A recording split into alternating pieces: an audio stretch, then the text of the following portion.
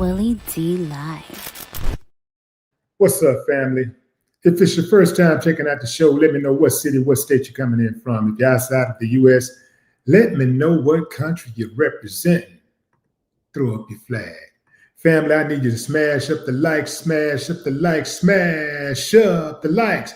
Also, if you have not done so already on YouTube, after you subscribe, there's a little bell next to your subscribe button. Go ahead and click that thing right now so you can get your notifications each time I drop a new video like this. That way you'll be in the loop.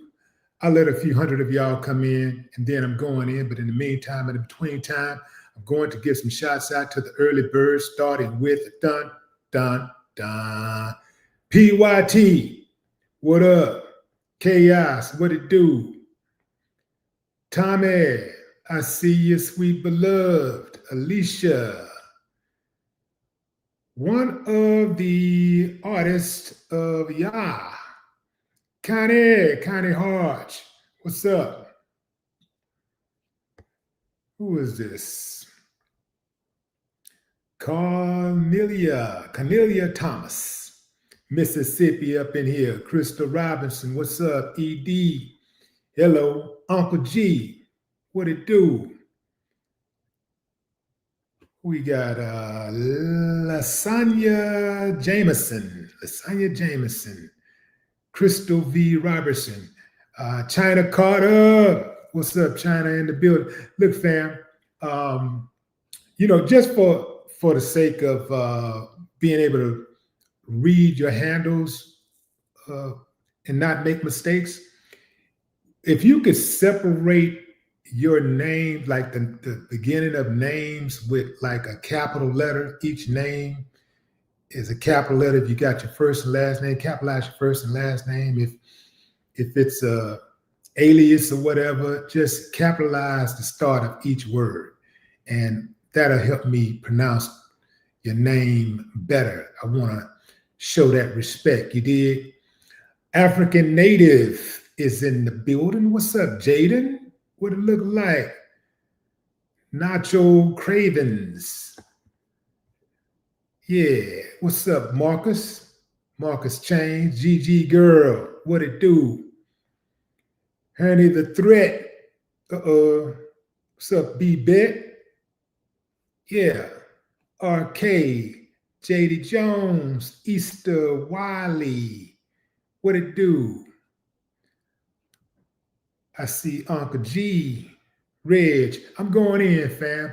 Ooh, we got a lot to talk about today. That's part of the reason why I'm on the tardy side today, fam. I do apologize.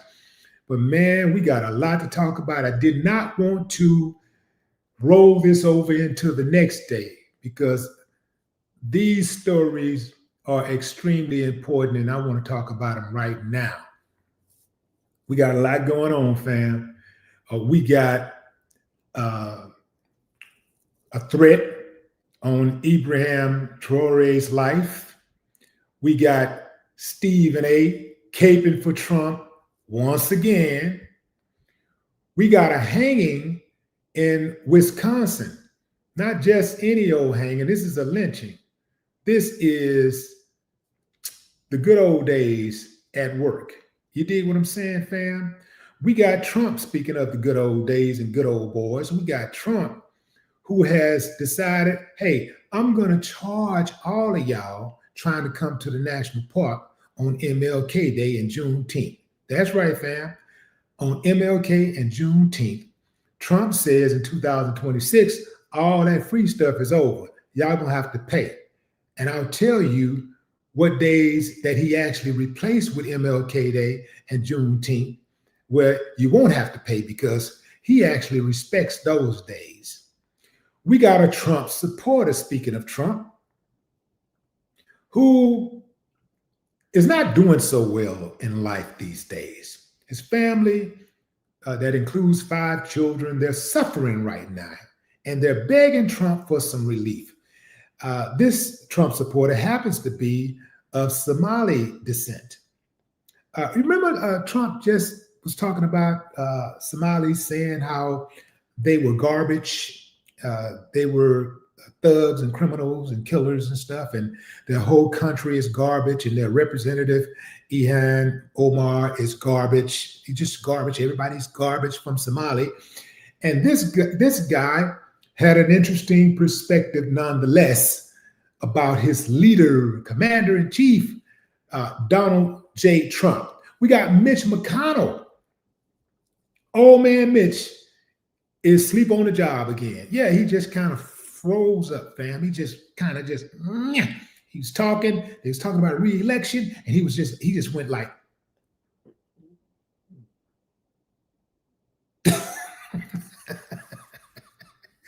can anybody say term limits? But before we get into any of this stuff, fam, we got breaking news coming out of New York City. Yeah, fam. We got Letitia James, who is smiling today because a grand jury has refused to indict her at the behest of Donald Trump, your president. Yeah, fam. Letitia will not be indicted, at least not for now.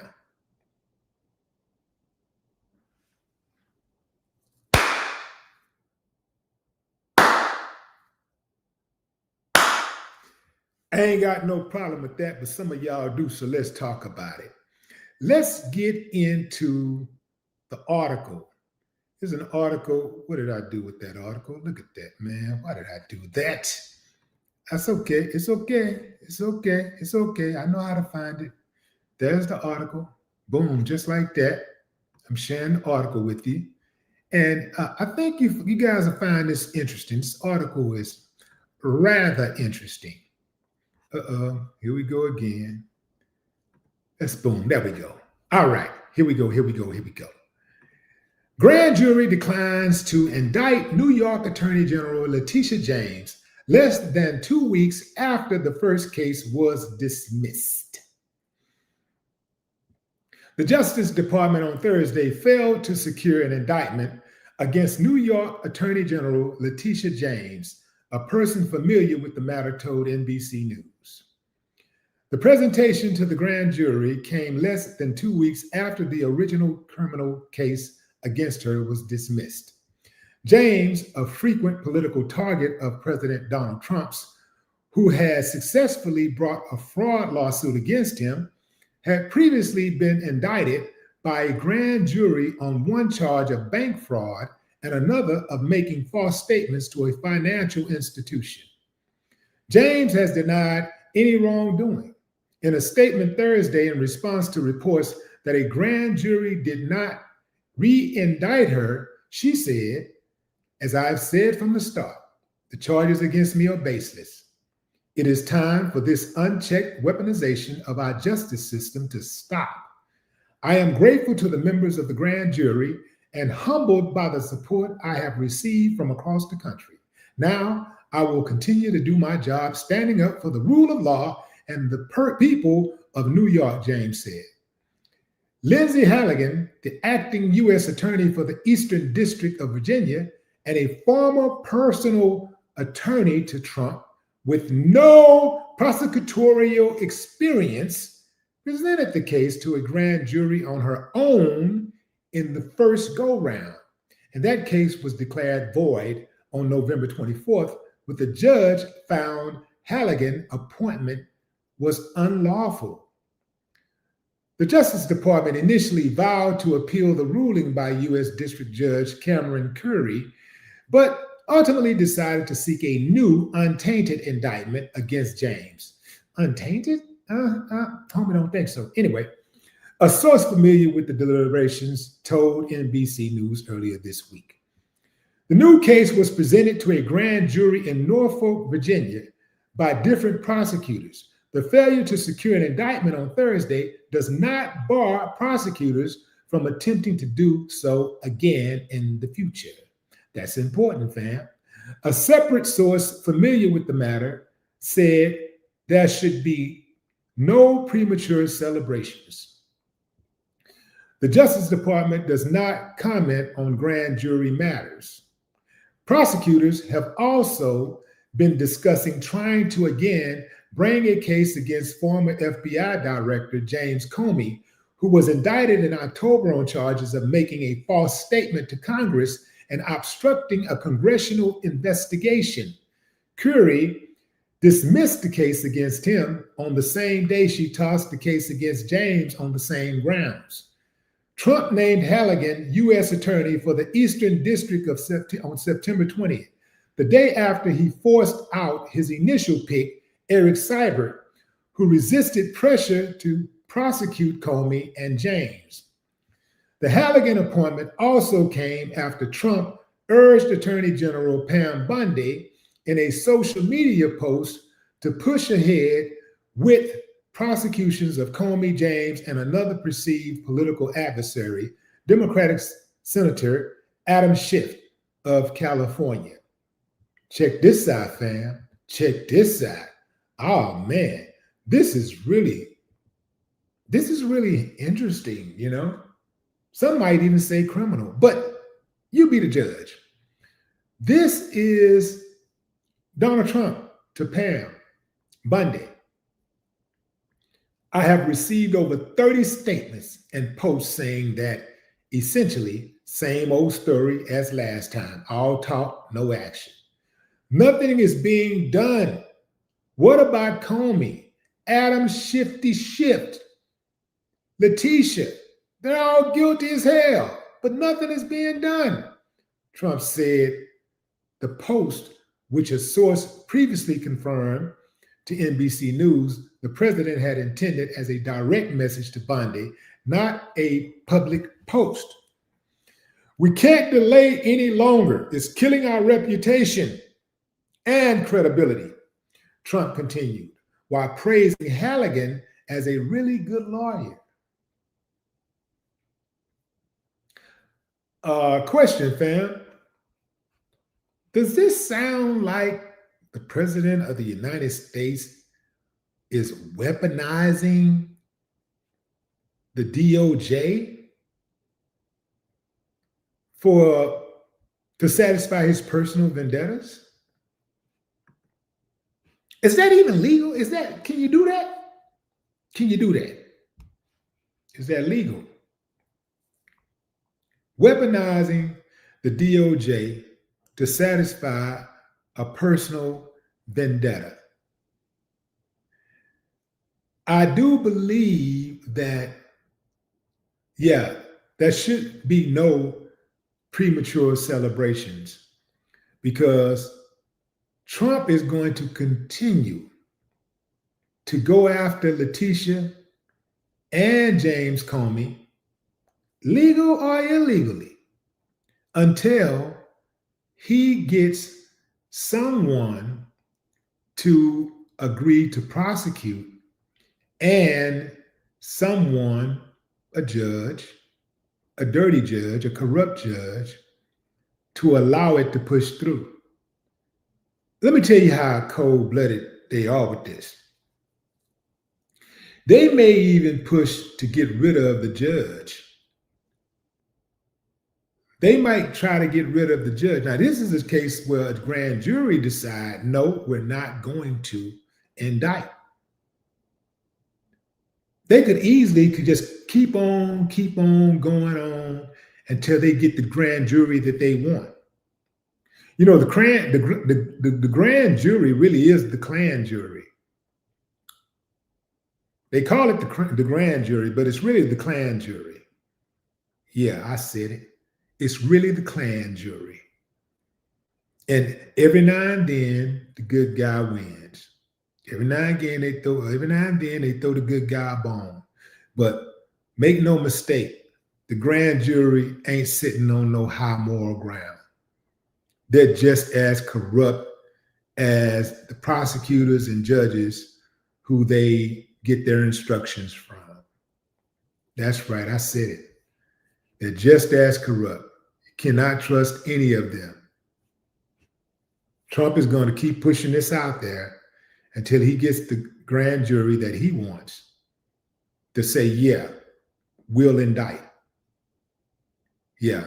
And it ain't all that hard for them to stack the grand jury. It ain't all that hard for them to get in the ear of certain people that they know going to be on the grand jury. They know who every one of those grand jury members are before they walk into the courtroom. It ain't nothing for them to visit each one of those grand jurors and say, hey, your mom has, some stuff going on. We could arrest her. Well, we know about such that you did 5 years ago. Or we know you did, your wife did this a year ago, or your son did this. They can go to every single member and do that.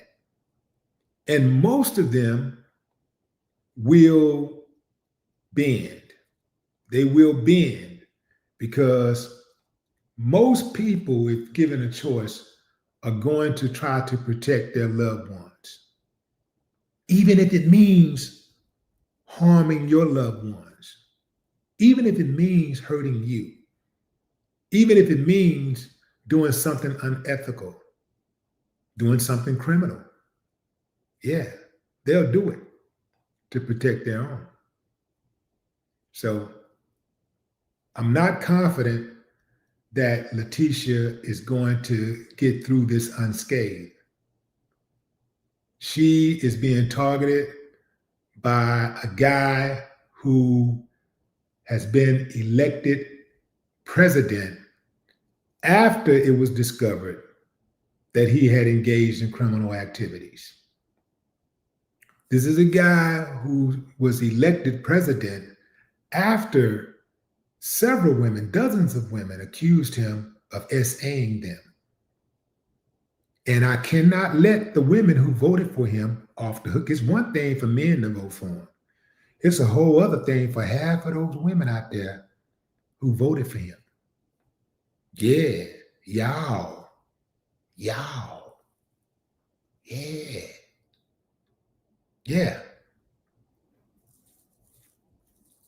Trump is a very dangerous person. The damage that he is doing to the U.S. right now, it may take 200 years to overcome it. It may take forever. It may never be overcome. Societies are supposed to go forward, not backwards. I think that we can all agree that, yeah, man, we can get a whole lot worse around here. It's bad. Somebody said something was dismissed without prejudice. Okay, that's China says something. What was dismissed without prejudice? Because this particular case was not against Letitia. This Letitia James case was not. They can always refile. It's open. They can refile. So she ain't off the hook. And just keep in mind, just a few weeks after the judge struck down the first indictment, they came right back with another one. Like, he really wants to punish them. And the thing is this, no matter what happens to her, even if she ends up in jail, ultimately she will be freed. Ultimately, she will be pardoned. But the cold part is the toll that it puts on her health. The toll that it puts on her mental health and her psychological health, the toll that it puts on her family. But you got to go through, man, I'm going to tell you something, fam. If you ain't ever been through a case with the government, hey, you don't ever want to go through that. I mean, it's one thing to deal with the state. It's a whole other thing, man. If you ain't ever seen your name on a piece of paper versus the United States of America, do you understand the gravity of those words? Your name versus the United States of America. In fact, it don't say that. It says the United States of America first. United States of America versus your name. It's the whole United States of America and everything that comes with it. All the judges, all the lawyers, all the senators, all the Congress members, everything, all of the military. You up against the United States of America. That in and of itself, fam, is enough to shave 5 years off your life immediately. The stress that comes with that is heavy. It's heavy. And now Trump is talking about arresting a sitting senator for making statements against him, pretty much telling the military, hey, you don't have to follow illegal orders. Now, why would a president or anybody get mad at anybody, whether you're a senator or not? Why would anybody get mad at anybody saying, telling the military, you don't have to follow illegal orders? That shouldn't even be an issue. Nobody should be arguing about, nobody should be offended by anybody saying you don't have to follow illegal orders unless you're giving illegal orders, unless you plan to give illegal orders. That's the only way you should be offended by anybody saying to the military, members of the military, that they don't have to follow illegal orders. The thing is, members of the military should already know that, because when they were sworn in, they had to agree to that. They had to agree to uphold the law. You follow military orders within reason, within the law. That's why they had this thing called war crimes, because oftentimes soldiers follow illegal information from their commanders. They break the law. And so they end up in these courtrooms being court-martialed. They end up in jail sometimes. Not the big ones, not the really, really big ones that do it on behalf of the government. You ain't never going to jail. Long as you get their approval and it's not a setup, because sometimes they set you up. You get set up. They set you up, you're going to jail. You're definitely going to jail. But if you do it at the behest of them and everybody all good, it's all good, and this is what we look, this is the outcome, we got you, we're going to protect you, we're going to look out for you, then that's something different. Y'all know how it go, fam. Y'all know how it go. For right now, at least, salute to Letitia James, who's just out there trying to do her job protecting the people of New York. And, I think it's the Southern District of New York, the Eastern District of New York, So, yeah, this is big news. This is big news. A win is a win, no matter how small. One could say this is a big win because she's not being indicted. One could say it's a small win because there's still a possibility that she could be indicted. Yeah. Let's talk about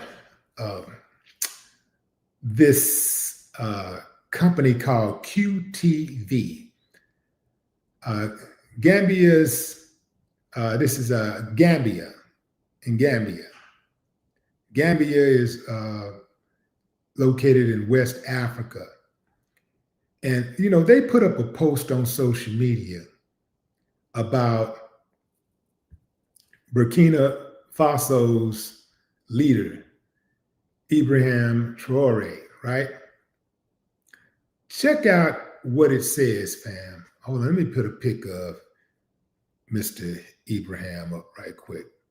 There go that leader. There he is. There's that great guy. There he is.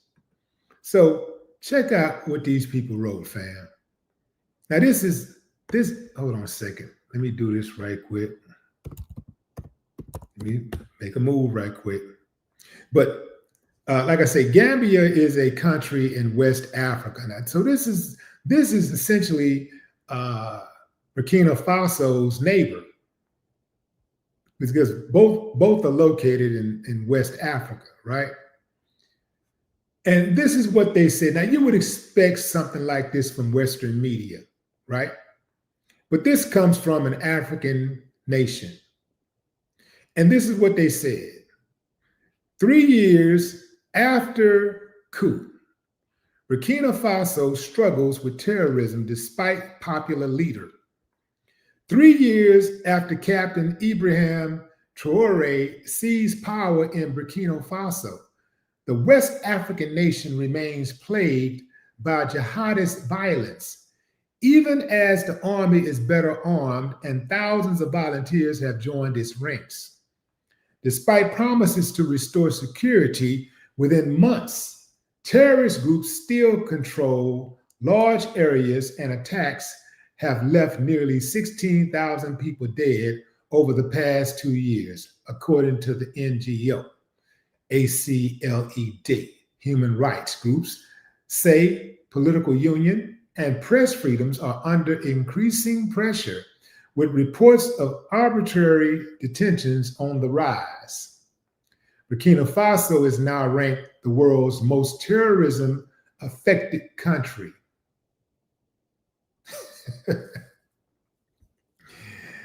Nevertheless, Traoré's popularity has surged, buoyed by radical reforms that resonate with many Burkinabe.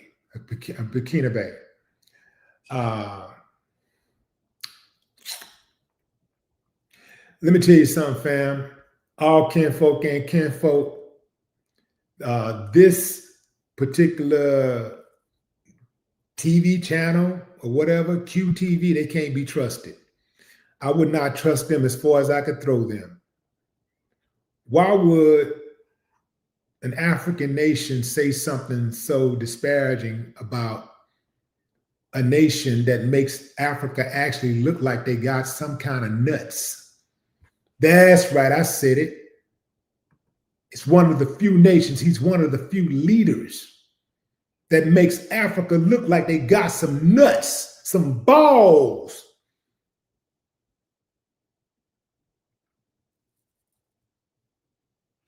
Hold on, man. I got a troll right quick. Let me get this troll out of here. Let me get this troll. Boom. Yeah, so gone. Just like that. The block party is officially over for all you uncivilized mutts that want to come over here and think you're gonna get in here and disrupt the live. You're gonna disrupt the chat. We not having it. You're gonna get blocked. I'm gonna disrespect you like everybody else did you in your lousy, worthless life. All right, fam. As I was saying, Burkina Faso, Ibrahim Traoré makes Africa look, it's one of the few nations that make Africa look like they got some balls, because too many presidents in Africa bow down and kiss the ring to the whites and to the Chinese, and also to anybody that's against Africa. They sell out Africa routinely. A bunch of cowards. This is how the propaganda starts. See, this is a play. This is the same play they ran on Gaddafi. This is the same play they ran on Gaddafi. Gaddafi was a friend of Black people's, but they made us think that he was some type of evil, demonic guy. So when they went in to kill him, nobody said anything. Nobody protested. We thought, hey, They making the world safer. We just got a little safer. Ooh, good thing, man. If he's doing all that to his people, he deserves to die. That's the way they make us think. That's how the propaganda machine works. When they want to kill you, when they want to assassinate you, they don't just go right in and assassinate you. First, they assassinate your character. They don't just assassinate, they don't go right in and assassinate the body. First, they assassinate the character. First, they assassinate the character. Then they assassinate the body. You see?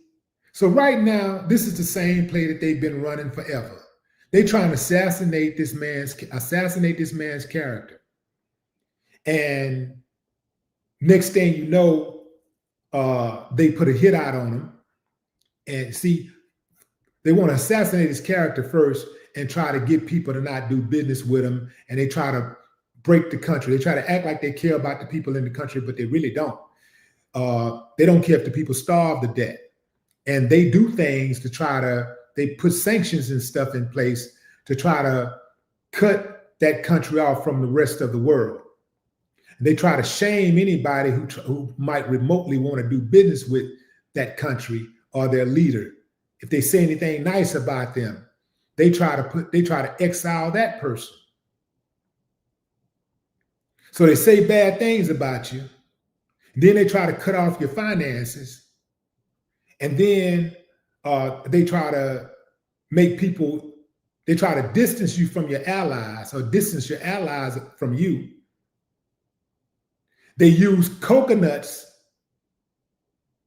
stepping fetchits, yes boys, do boys, to say bad things, do boys who have some popularity to say bad things about you.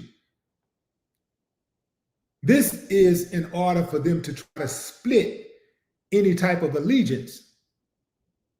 If you have a strong allegiance and you got some adversaries who have some strong allegiance to them, if they can split y'all up and have y'all going at each other's neck, now they can make you look even worse because your own people don't like you. Your own people want to go against you. So now when something bad happens to you, the other side gets excited about it, and collectively, the people ain't smart enough to just go and get the other side and bring the other side down. They're not savvy enough to catch their snap when they see somebody who is really helping the people, who the people really love, who really love the people. They're not savvy enough to protect that person by all means. They're not savvy enough to say, you know what? I don't care what your skin color is. If you go against him, you're going against us. And we don't give a damn. We all on code. It don't matter if you're a leader of another country, you're a leader of an extremist group. It don't matter what it is. You go against him, you're going against us, and we're going to get you. That's how it should be. That's being on code. So they trying to run this same play so they can kill this man. And nobody say nothing about it because after all, he was a bad guy. You know, this is an African nation, fam, who is claiming that this man is pretty much an evil person. This is an African nation saying this. This is an African nation. This is somebody located in an African nation saying that Burkina Faso is at the top of the list for the world's most terrorism affected country. Are you sure about that? Because I know we got a lot of terrorists right here in the United States. We got a whole lot of domestic terrorists right here. We got so many terrorists right here. We have a mass shooting every day. We got domestic homegrown terrorists right here committing mass murder every day. What the hell is America concerned about what's going on in Africa for, when she got her own problems right here? You can't even keep Americans safe. Americans are getting their heads blown off every day. You can't even keep Americans safe. We're supposed to believe that you really care about what's going on in little old bitty Burkina Faso? Homie, don't think so. Sound like a resource grab to me. Sound like a bunch of jealousy to me. This man is loved by the people of Burkina Faso. He has his approval rating as the leader of the country triples Donald Trump's. So when you start talking about removing a leader, I don't think that's where you start. If we're going to go in order, we're going to go in pecking order, if we're going to go in order of what president is most hated in his own country, that's the last place we should start. Because he is one of the most beloved persons in his country. So that ain't where you start. And if you fall for that, you a new fool. You ain't even an old fool. You're a new fool.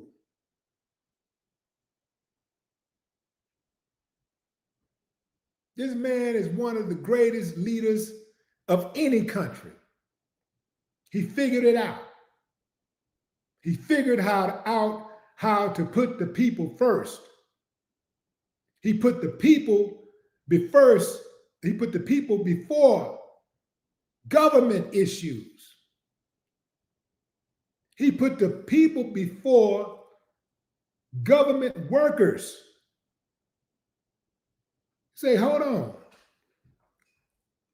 I know you this and you got this title and you got this and you got this, but I'm finna give my people a raise. I'm gonna give a common man and woman a raise first. They're the ones doing the worst over here. I don't need to be giving you no extra breaks. You already got it good. Let me look out for the people who's struggling the most. Let me look out for those people first. Ibrahim Traoré, man, here you go.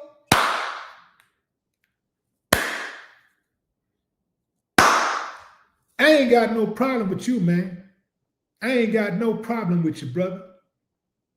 You get nothing but salutes over here. You get nothing but love over here. And anybody that don't count. Anybody over here on this side where I'm at who don't love you, who don't respect you, they don't count. Because them motherfuckers don't want to see none of us make it, including the ones that's right here. They don't want to see none of us being successful. They don't want to see none of us being honored. Yeah, that's where that comes from. That's a bunch of jealousy. Oh, wait a minute. What do you mean a black man having that much power and people loving him and saluting him like that and having that type of respect? I don't even have that much respect here. You know what? Let me go over there and kill him. Let me go over there and tear something up. Let me go over there and steal something. Let me go over there and say that I'm going to try to help the people. I'm going over there to liberate the people, and I can kill him, so I can kill him. And then I'm going to leave the country in a worse position than it was before I got there. There ain't been a country in the history of America that America went to so-called liberate and left it better off than it was before it invaded. You can't name one country, including America.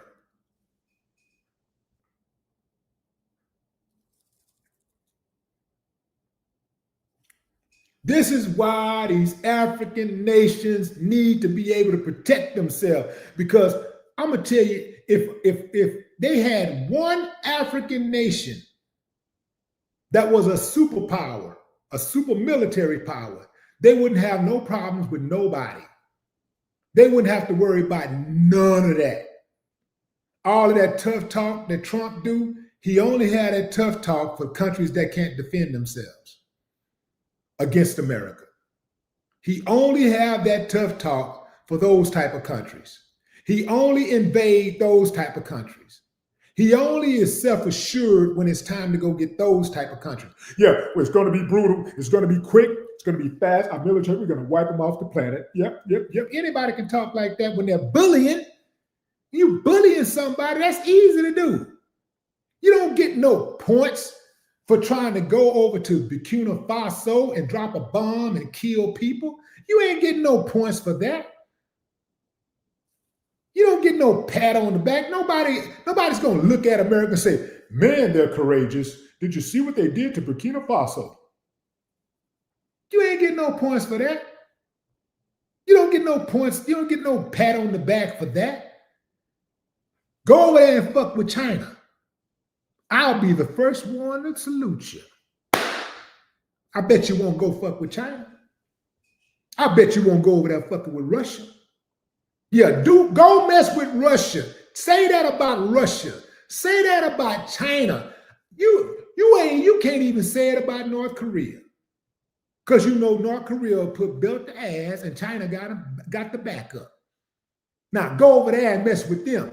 You ain't gonna do that. And none of the people that be rooting you on and saluting you and licking your ass gonna do nothing. Is going to sign off on that. None of them are going to say, yeah, that's right, let's go get them. They already know what's going to happen. Fucking bullies, man. I can't stand it, bro. Bullies.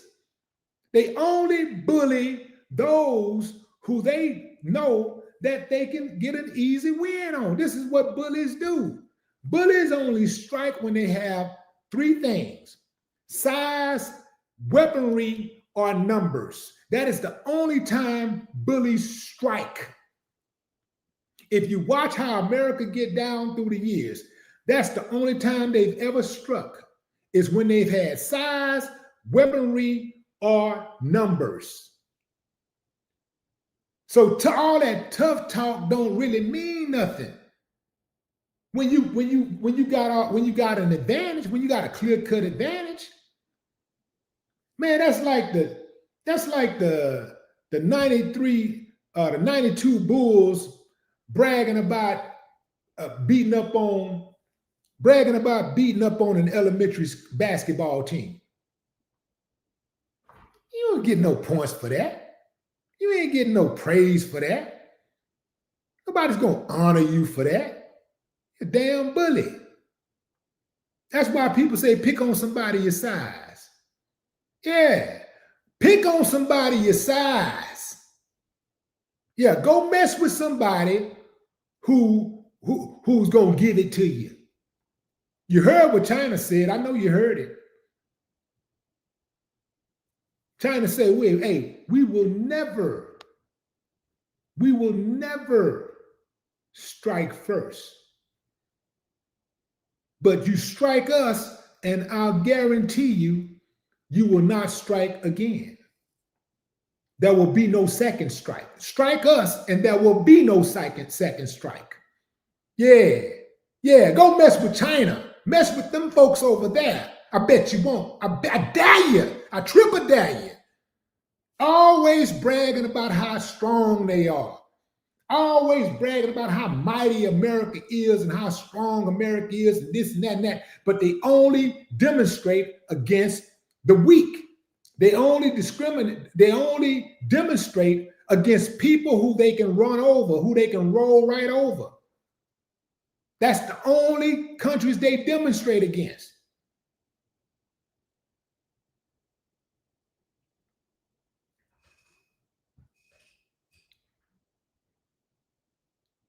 Africa got too many cowards in leadership positions. Too many cowards in leadership positions. This guy that you see on this screen is far from one.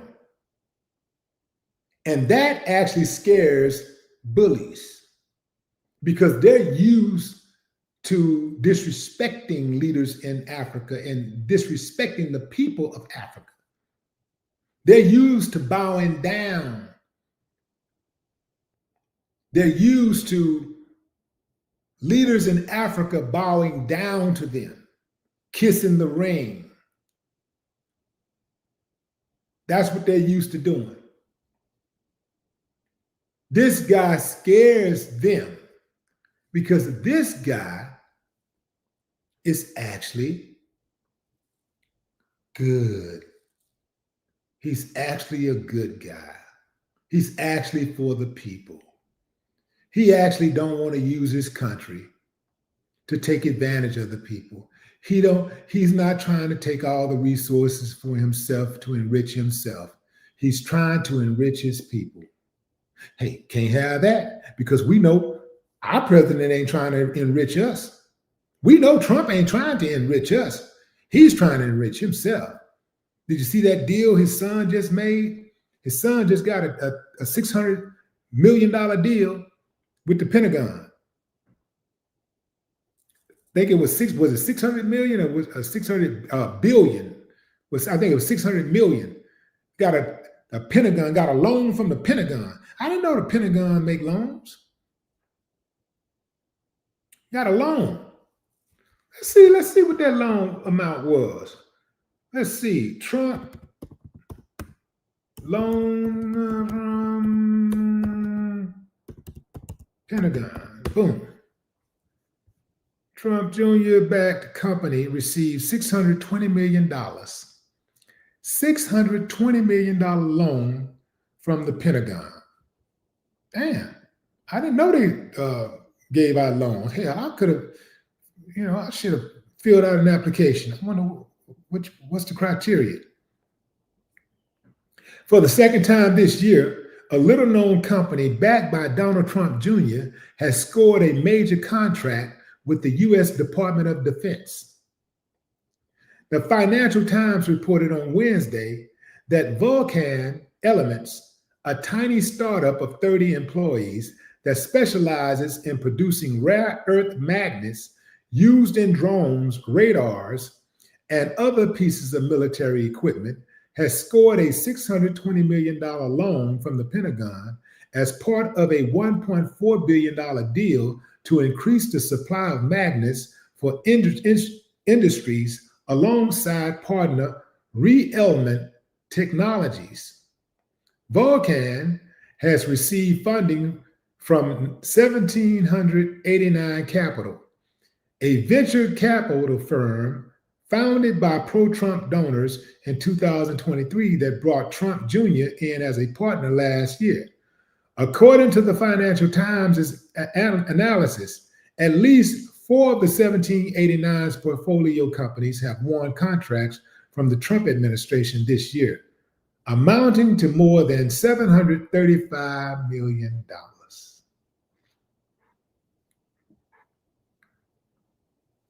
What do y'all think about that? Y'all think anybody sniffing some corruptions? Smell a little corruption there, whatever?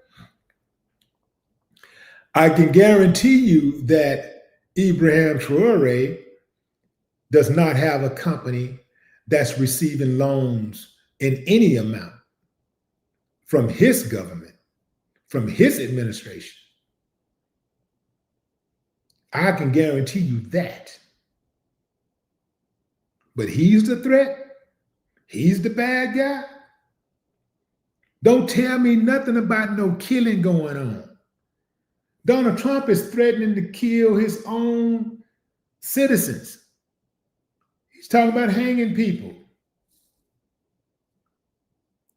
Don't tell me nothing about no killings going on. Killing going on in every country on this planet.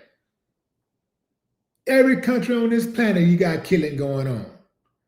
What makes their killing that's going on over there more special than the killing going on in your own home, in your own homeland?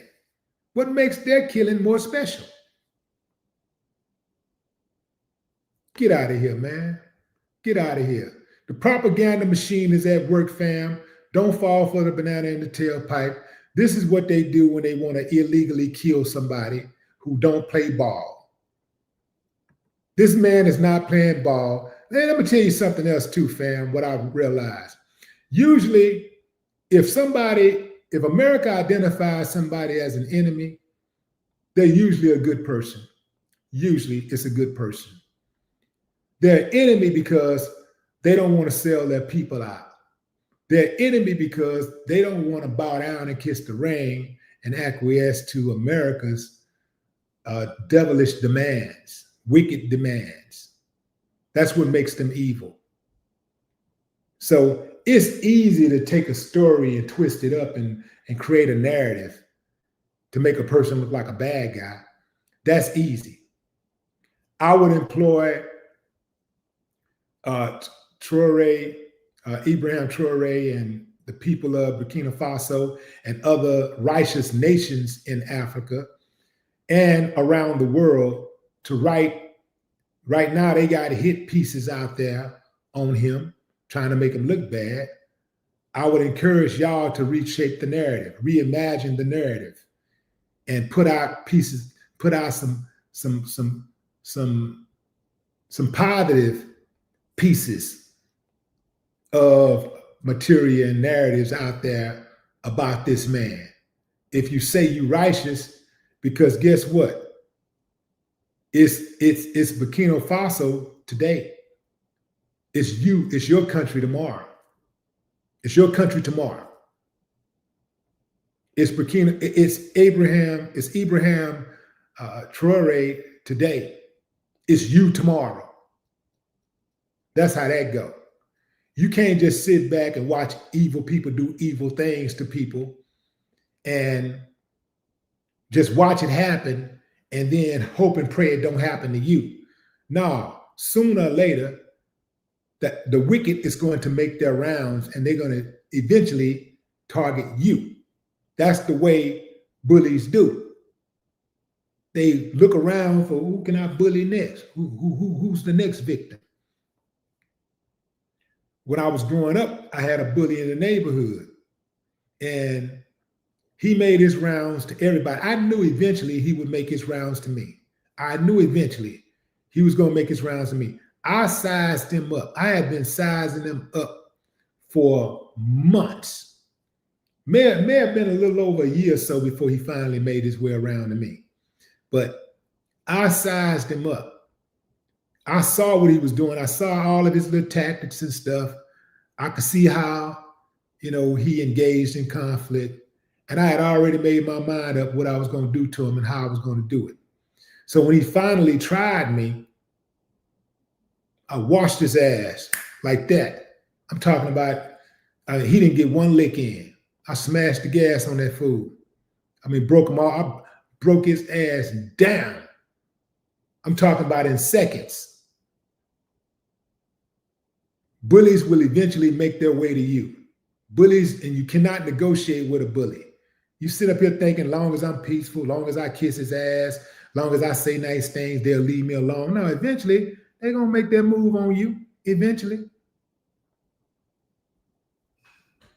That's something all you senators and governors and mayors and judges and prosecutors better understand about Trump. Eventually, he'll make his rounds. He's going to make his way to you eventually. I don't even see how a person can live their life as a coward. How you look in the mirror. How you tell your children what to do. How you try to act like you the man of the house. And you got another man got you shaking in your boots. A man. I'm talking about a man that's going to, I'm talking about this a man. I'm talking about a man. Somebody that breathe and bleed. I'm talking about somebody that catch colds. Somebody that when his bladder is full, he got to release it. I'm talking about somebody that if they go too many days without drinking water, they're going to immediately die. They are going to die.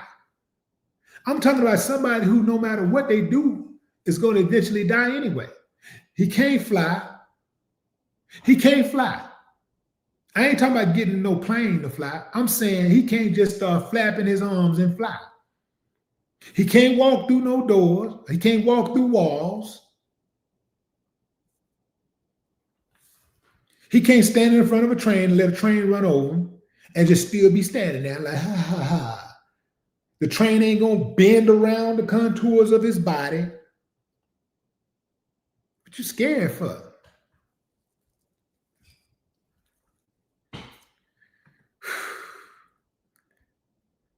This brings me to the MLK Day, Juneteenth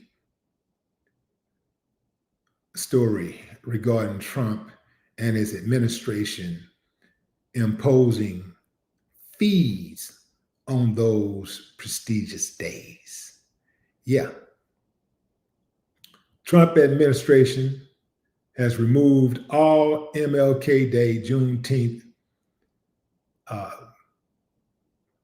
free passes. That's over. The fee-free days are over. And what do y'all think about that? What's up with that? Y'all want to know? You know what? Before I get into the story, I want y'all to, I want to share with y'all, I want to share with you why this dude decided that, he wanted to get rid of MLK and Juneteenth as free pass days. So check this out. Where's the story here? Okay. So we got the Trump administration. This is on Newsweek, y'all. The Trump administration has dropped Martin Luther King Jr. Day and Juneteenth from the fee-free days at national parks for 2026. The Department of Interior, DOI, recently announced its resident-only patriotic fee-free days for 2026, and missing from the list were MLK Day, which has been a national park fee-free day since 2018, and Juneteenth, which was introduced as a fee-free day in 2024. Anybody feel that Trump might just be targeting anything that puts a smile on Black folks' face? Y'all think he might be perhaps like against Black people in some kind of way? The Department of the Interior announced, okay, here we go, we got through that. Okay, in place of these days commemorating American history, civil rights, and equality, the Trump administration has instead opted to celebrate additional former presidents' birthdays and Flag Day, which is also President Donald Trump's birthday. Newsweek has contacted the National Park Service, the DOI, and the King Center via email for comment outside of a regular working hours. Okay, fam. So this dude replaces King Day and Juneteenth with his birthday.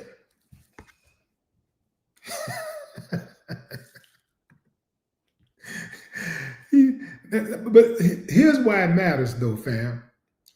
MLK is a federal holiday that celebrates the civil rights leaders' contribution and legacy of promoting equality and justice in the country, while Juneteenth, also a federal holiday, commemorates the end of slavery in the United States. The removal of these days as fee-free national park days follows the Trump administration's pause on certain days of remembrance, including MLK Day and Juneteenth earlier this year, as part of the president's ban on diversity, equity, and inclusion programs. So basically, if it's Black, the way that his administration is processing everything is that if it's Black, it's DEI. It's got to be DNI. It's Black. Can't just be regular, like Columbus Day. That's not DEI. But if it's Black, anything Black, they've interpreted it as DEI. So, you know, he was criticized earlier this year for hosting military parades on June 14th, the day of his 79th birthday. Now, although he said the spectacle was not about his birthday and was instead to commemorate the 250th anniversary of the U.S. Army. Y'all believe that? So here's what you need to know. For 2025, the fee-free days in national parks included MLK Day on January 20th, the first day of the National Park Week on April 19th, Juneteenth on June 19th, the anniversary of the Great American Outdoors Act, August 24th, National Public Lands Day, September 27th, Veterans Day, November 11th. Now check this out. In 2026, the fee-free days look very different. The list is as follows. This is the new list. President's Day on February 16th, which commemorates the birthdays of former presidents George Washington and Abraham Lincoln, slave owners. Memorial Day on May 25th. Flag Day on June 14th, which is also Trump's birthday. Independence Day weekend from July 3rd to 5th. The 110th birthday of the National Park Service on August 25th. Constitution Day on September 17th. Theodore Roosevelt's birthday, October 27th. Veterans Day, November 11th. You catch me, fam, or you picking up what I'm putting down? The days chosen are usually a combination of federal holidays, public land observances, and commemorative days. For next year, the days chosen seem to fall in line with the Trump administration's American First policies, which really is America without blacks first policy.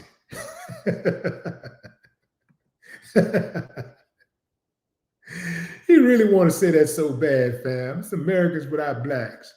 You know, that's really what this is about. Anything that's black, he identifies as DEI. So basically he's saying that if you're black, you didn't qualify, you didn't get nothing on your own merit. That's what he's basically saying. You didn't get nothing. You didn't earn nothing. If you're black, you didn't earn anything. Everything you got was handed to you because of the color of your skin. Everything. I know one DEI program he ain't gonna get rid of. He ain't gonna get rid of that DEI program in basketball where you gotta have at least one white player. I bet you he won't get rid of that. Yeah, fam. You ever notice that? Every basketball team gotta have at least one white player. Gotta have at least one white player. Yeah, at least one. I bet he won't get rid of that.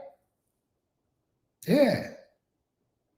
I bet he ain't gonna get rid of none of those football players, those DEI program, those DEI football players, like Tim Tebow. I know he gone, but everybody know Tim Tebow was a DEI hire. But that's not gonna stop them from doing it again. It's not gonna stop. Anything Trump, and you're absolutely right. Who said that? Who said that? That was said by Nina. Trump is always accusing people of doing the very thing that he's guilty of doing. He does that frequently. He accuses people of doing the very same thing that he's guilty of himself. But he's not the only one.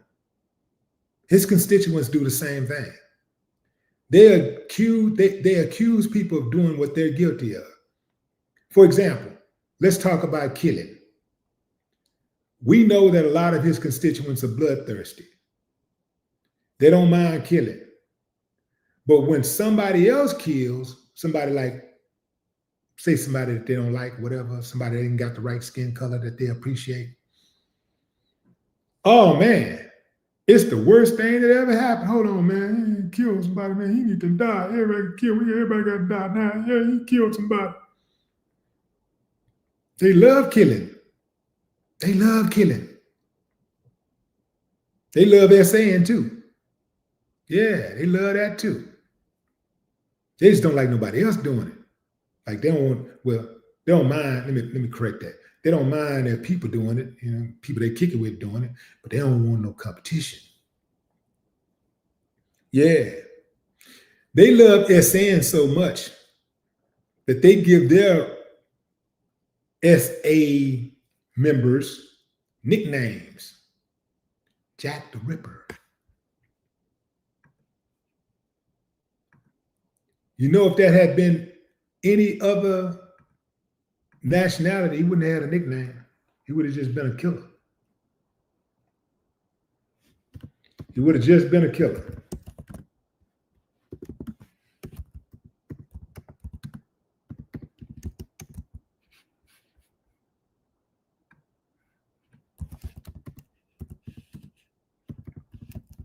Double standards in this country is absolutely like, it's wild, fam. Let's put it like that. It's wild. The double standards. The double standards, man. The double standards in America. It's absolutely wild. It's incredible. This dude is really petty too. He's really petty. We're gonna get rid of these holidays. Like, what would it hurt him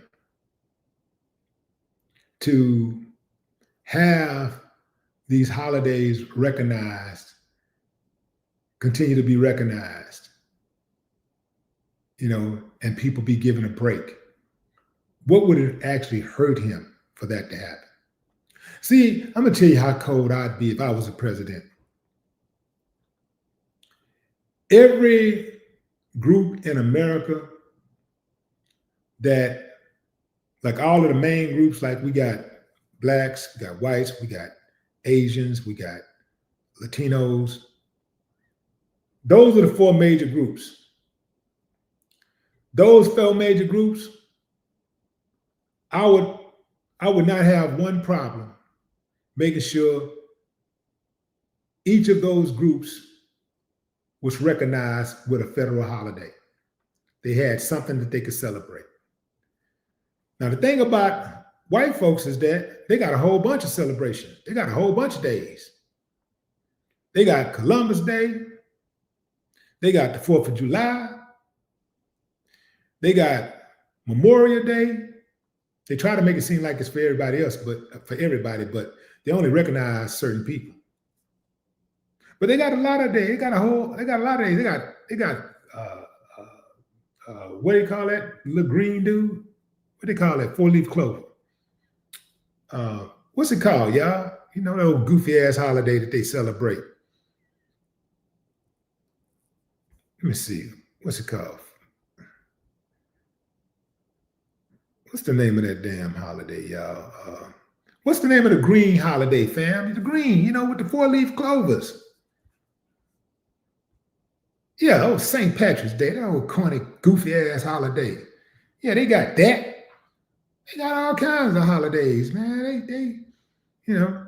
So I wouldn't be tripping. That's it. I'm the president. It's my job for the citizens of my country to have hope and to be prosperous and to be in good spirits, to be in good health. That's my goal.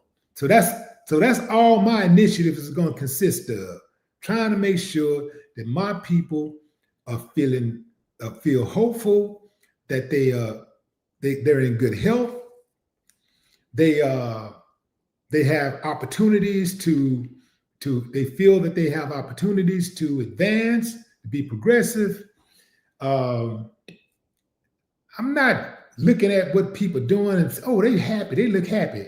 Let me wipe that smile off their face. Oh, they seem to really, really love that. Oh, it seems to really be helping them. Let me see. Let me undercut them.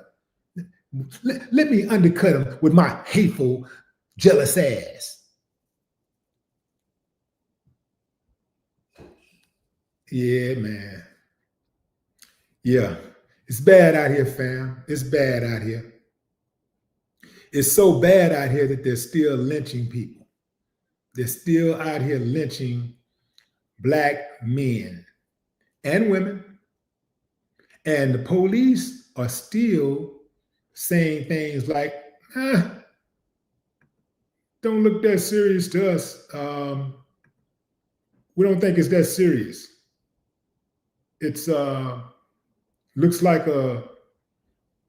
suicide. So let's get into this story, fam. We got a family that are fighting for answers after a Black man was found hanging from a tree in Wisconsin. Yeah, hanging from a tree in Wisconsin. A family in Wisconsin is grieving and questioning the death of their brother and son, Traoré Medley, who was found hanging from a tree at the Brookfield Hills golf course on November 13th. Since then, his family and representatives of the National Association for the Advancement of Colored People, the NAACP, have been actively searching for answers. On November 13th, the life as my family knew it changed forever. My baby brother, Torrance Troy Medley, was found dead in Brookfield, Wisconsin, hanging from a tree on a golf course in the exclusive enclave. Medley's older sister, Sheena, wrote on Facebook. His death was immediately labeled a possible suicide by the Brookfield Police Department before critical questions about how he got there and what truly happened were fully examined. Our family has been pushing for a thorough, transparent investigation from the start. As she noted in her statement, local police ruled the 39-year-old's death a suicide, claiming they had no information at this point to indicate a crime was committed. In a statement released hours after Medley was found. However, the family attorney, William Sultan, believes officials rushed this claim, telling Fox News the chief of police arrived at a conclusion on a death where they haven't actually completed their investigation and won't talk to the family about it. Damn, they haven't completed the investigation. They won't talk to the family about the investigation. They won't even give them any kind of update? Huh. We all know the negative relationship that Black men have with lynching in our country, and this is a big deal. Reports of Medley's death comes just 2 months after 21-year-old Trey Reed was found hanging from a tree at Delta State University. Like the Reed family who hired attorney Ben Crump, Sultan says they have requested a meeting with Brookfield's chief investigator and the Waukesha County Medical Examiner's Office in hopes of receiving more details about Medley's death and injuries. Regardless of what the ultimate conclusion is here, the family deserves to know what actually happened, Sultan said. If it was suicide, we'll accept that. But if it was something else, well, we'll accept that too. We just need to know that all the I's have been dotted, the T's have been crossed, and it's been fully reviewed and investigated, which is only fair.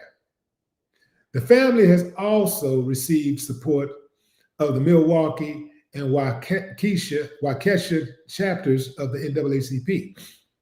These types of circumstances is extraordinarily unusual. And again, with that being the case, we want to make sure the communication is there. The respect is there.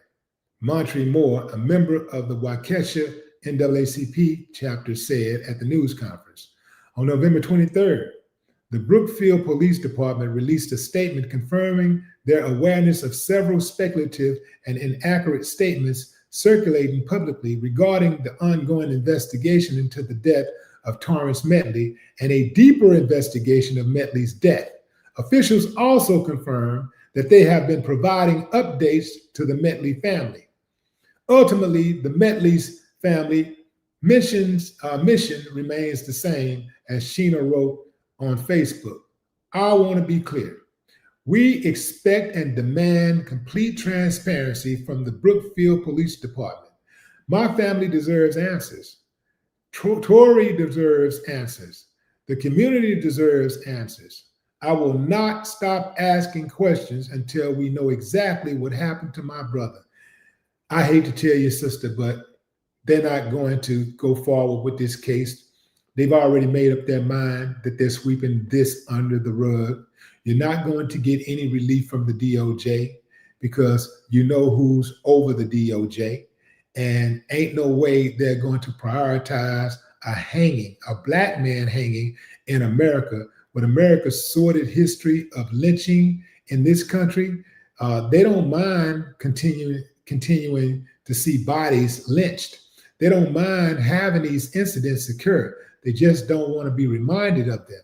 They just don't want you to be complaining about it. In fact, they don't mind being reminded that the lynchings are still going on, because lynching helps them to believe that somehow, some way, in some morbid way, that they're still in control.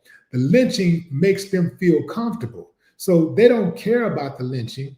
They want the lynching to continue because that's how they feel that they maintain some sense of control. This is why they have yet in 100+ years, damn near 100, over 150 years, they have yet to identify the KKK as a terrorist organization. Although we all know that the KKK was founded in 1865, right after the slaves were so-called freed. They founded it so as their way to continue to prey on Black communities, kill, murder, rape, subjugate, steal. They did that, and the government upheld it. The government refused to identify the KKK as a terrorist organization because the KKK does the government's bidding. That's right, I said it. The KKK does their bidding. And that's why they're not going to get rid of it. That's why they don't want to get rid of it. That's why they haven't identified it as a terrorist organization. In fact, they've identified it as a nonprofit, a 501c. What do they call it, 501c? Yeah. Yeah, they've identified it. They've identified the KKK as, something special.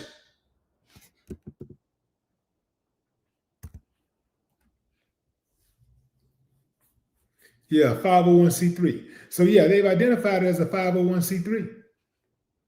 So think about what I'm saying, fam.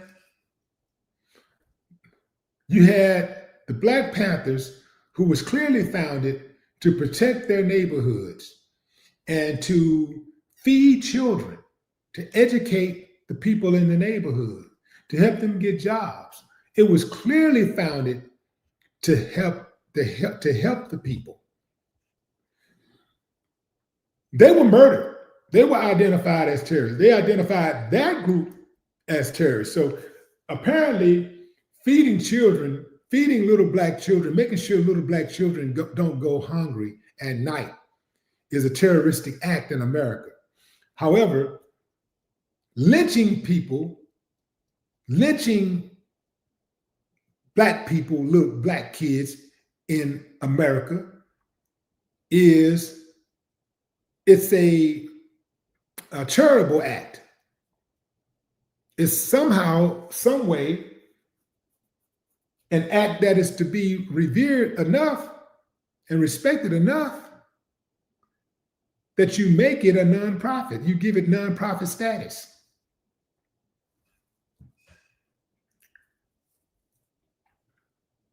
See, everything that I'm saying, they know is true. We got some uncivilized mutts in the chat that's mad because I'm saying it. But I don't give a damn about you like that. I don't care about you like that. But they're mad because I'm saying it, not because it's not true. At the same time, they like to throw around this idea that they're real and they're authentic and they're honest, right? But when you speak honestly, they try to criticize you. They try to tear you down. These uncivilized mutts are the reason America is in the condition that it's in. There's no way possible America has went through all that it's went through. It has all of the technology that it has, all of the intelligence that it has here, all of the smart people that are in this country, all of the money that it has. And this country is so volatile. It's volatile. We're living in tumultuous times, very dangerous times. This is one of the few countries that have not learned from its past. Somehow, some way, the people in this country continue to make the same mistakes and keep on going backwards. They keep going backwards, keep going backwards. We should be at a point in this society where we live in a harmonious society. There's no reason why, with all the money that we have in this country, all of the intelligence and technological advances that we made, all of the resources that we have, there is no way that people should be living in a state of fear constantly. And don't get it twisted. I'm not just talking about the people who aren't like fighters and who aren't natural rebels and stuff, because, you know, hey, a fight is a fight to a rebel, right? But even the rebels, they fear. That's why they always got their gun on them. That's why they always got it on, because they fear what'll happen if they don't have it on them. Everybody shook. Everybody shook.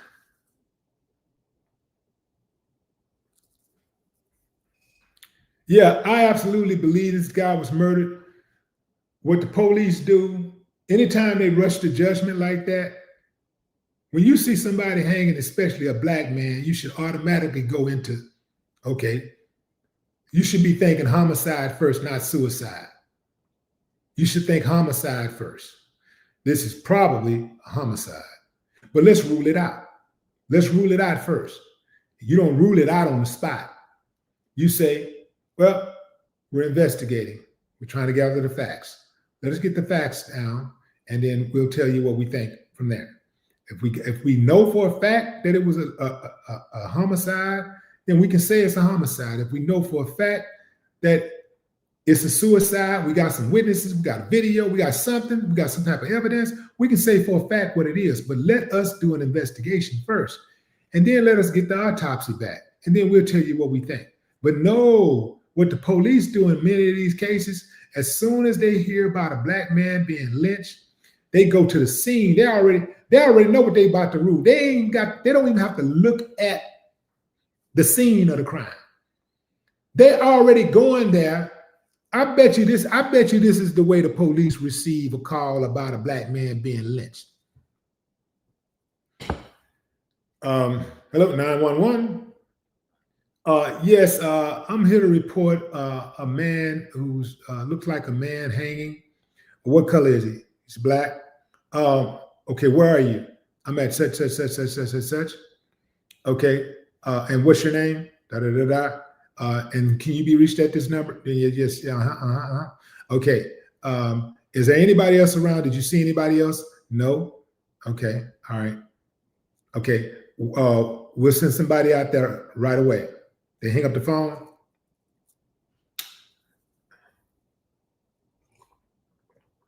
Hey, Jaworski, we got a suicide over at such. Um, go out there and do the report. Hold on, man. I'm trying to catch up on my Instagram. Let me just finish my Instagram and go through these pictures and like these pictures. Yeah, just hey, you mind if I stop and get my kids and take my kids home first and then go out there and see what's going on? Yeah, but you better hurry up. You want to hurry up before start get some of the blacks gathering around and stuff. And they're troublemakers. They're troublemakers. We don't want them saying stuff, getting it out to the media and all that stuff, And make sure nobody's out there with those damn cell phones. We don't need all that.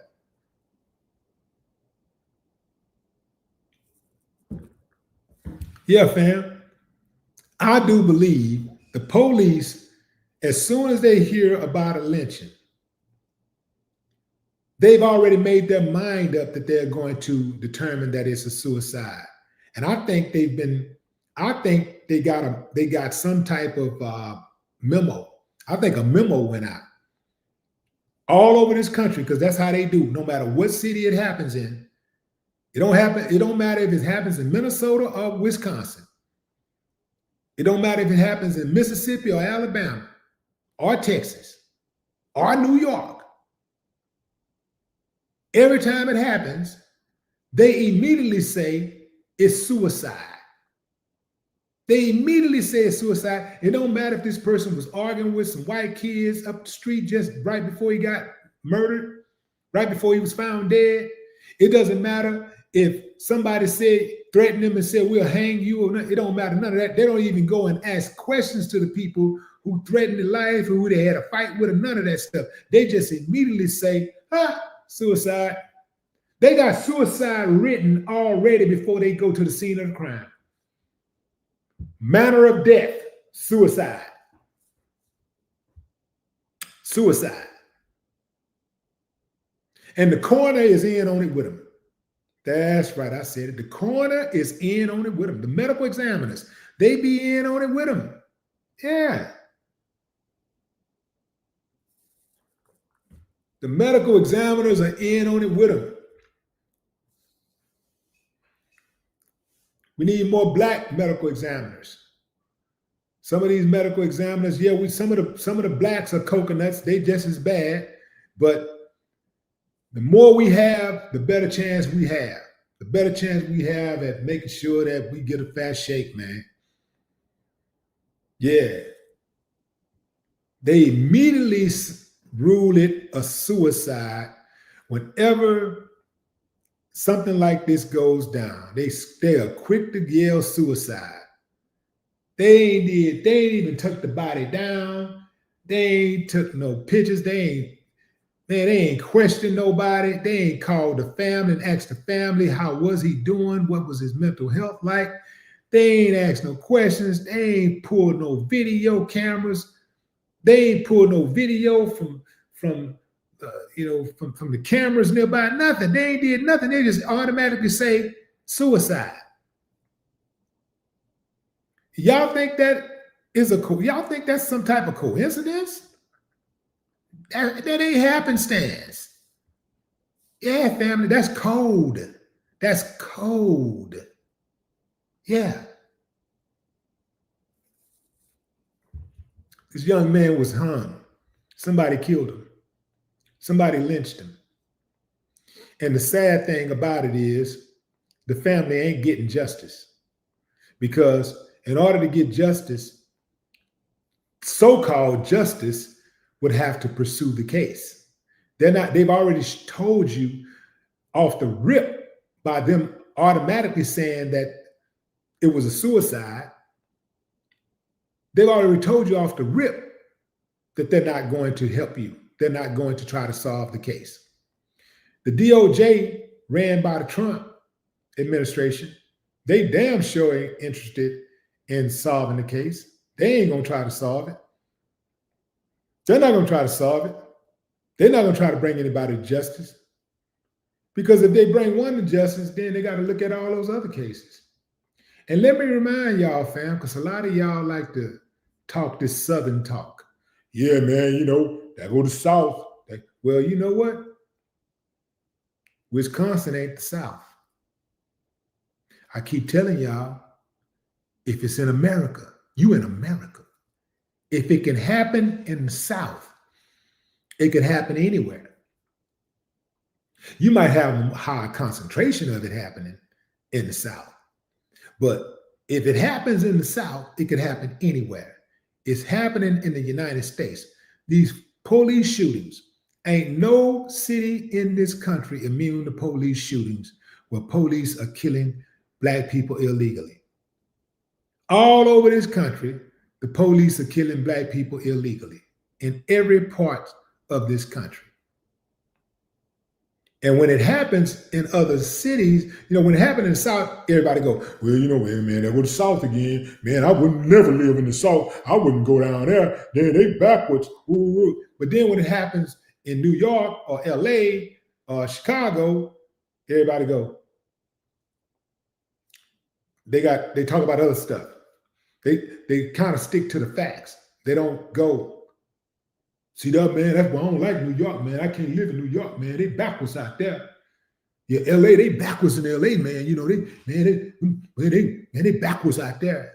They don't say that. I keep telling y'all, if you live in the United States, you ain't exempt.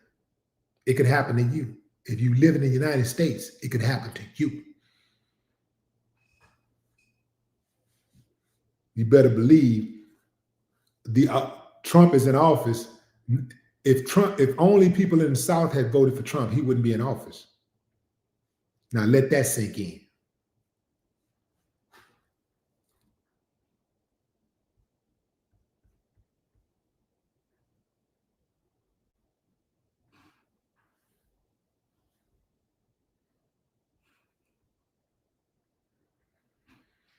Yeah.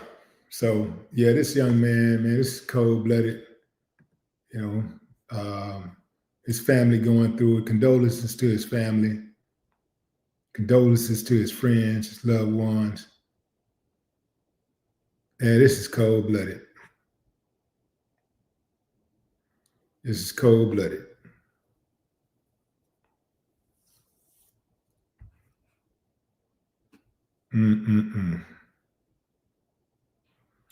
R.I.P. Tory Medley.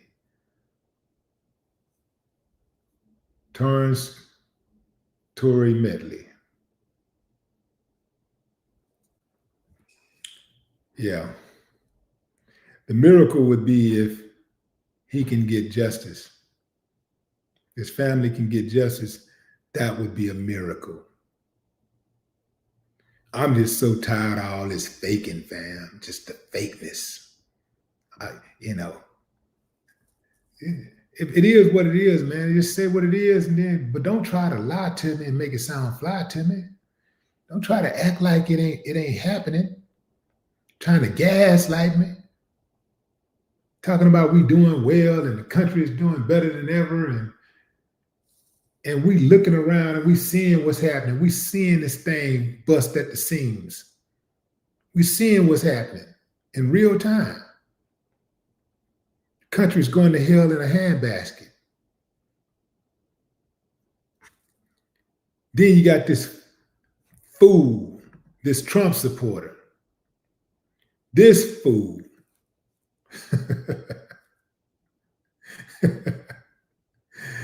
This dude actually voted for Trump because he thought that Trump was going to make prices come down, gas prices come down. He thought he was going to get some food breaks. This guy is a Somali. He's a native of Somalia. And he voted for Trump. Let him tell it. He voted for Trump because Trump was the best candidate. What is his name? Mohammed Amin Ahmed. He is a Somali immigrant and Republican for 25 years. He told CNN he campaigned and voted for Donald Trump in 2024 after Trump's recent comments calling the community garbage. Ahmed thought it was time to speak out and say what he thought about the good old president of the United States of America. Yeah, fam. Y'all want to hear what he said? Check him out. Say to the president if he were standing here right now? Mr. President, we campaign for you. We have hope in you. We see hope in you. Please differentiate between good, bad, and evil.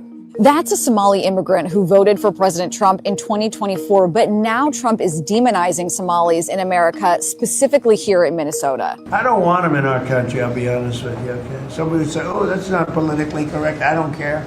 I don't want them in our country. We're going to go the wrong way if we keep taking in garbage into our country. I got 5 children. My children are no garbage. I campaigned for the president in 2024. I actually went out and we reached 50 million people endorsing Trump 7 days before the election. What drew you to the president? Because we believed he was an agent of chaos. We couldn't afford anything back then. There was a fentanyl crisis. There was an issue of affordability. The living standards went down. Crime issues. These are 5 very important things to us. And we believe that Trump would be the solution to it. I've been a Republican for over 25 years. I'm not going to stop. Family, I just got to stop right there. I just have to stop. When this dude started talking about affordability,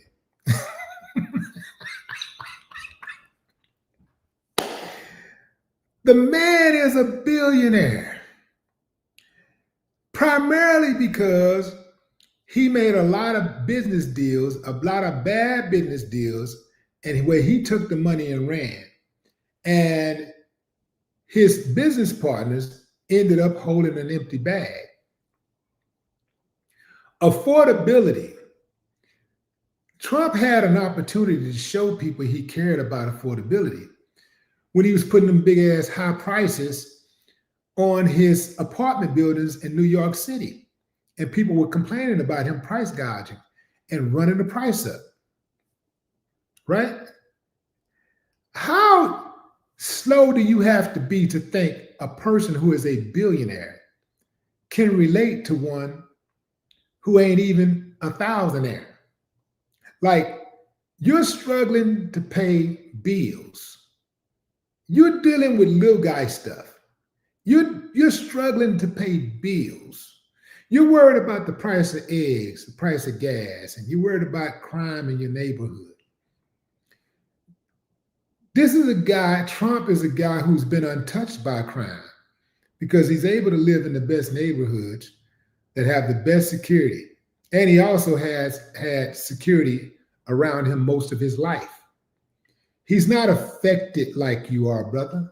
He's not going to go through the same trials that you go through. He's just not going to have to deal with that. Affordability. He's a billionaire. He didn't get to be a billionaire by building affordable housing. He got it by sticking it to everybody he can stick it to and get the money up, man. That's what it's about.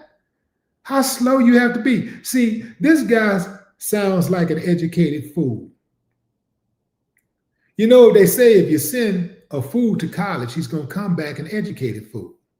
Some people think just because they can talk smooth, they got some cool vernacular, you know, they can, you know, articulate themselves well, and they can have nice and smooth debates and stuff.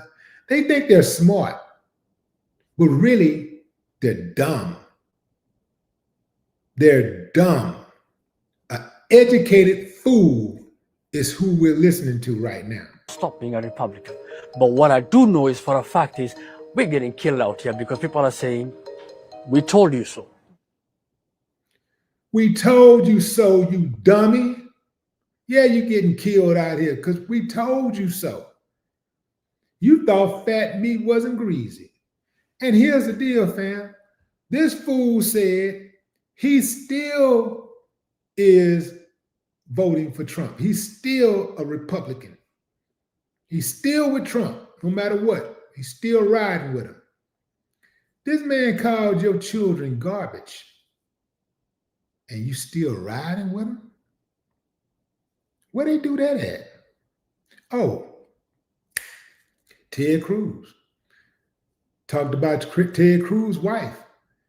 And Ted Cruz was all up under him, licking him with his tongue hanging out. Yeah, fam. Yeah. How do you ride with somebody like that who would insult your wife? How do you support somebody who would insult your children? He insulted his children, insulted him. And he's like, I'm still supporting him. I'm still supporting him. He still ain't learned. You idiot. You slowpoke.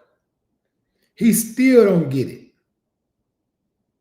Let me run that beautiful bean footage back again. What would you say to the president if he were standing here right now? Mr. President, we campaign for you. We have hope in you. We see hope in you. Please differentiate between good, bad, and evil. That's a Somali immigrant who voted for President Trump in 2024, but now Trump is demonizing Somalis in America, specifically here in Minnesota. I don't want them in our country, I'll be honest with you, okay? Somebody would say, oh, that's not politically correct. I don't care. I don't want them in our country. We're going to go the wrong way if we keep taking in garbage into our country. I got 5 children. My children are no garbage. I campaigned for the president in 2024. I actually went out and we reached 50 million people endorsing Trump 7 days before the election. What drew you to the president? Because we believed he was an agent of chaos. We couldn't afford anything back then. There was a fentanyl crisis. There was an issue of affordability. The living standards went down. Crime issues. These are 5 very important things to us. And we believe that Trump would be the solution to it. I've been a Republican for over 25 years. I'm not going to stop being a Republican. But what I do know is for a fact is we're getting killed out here because people are saying, we told you so. I feel nothing. I feel nothing. Woo! Let me tell you something, fam.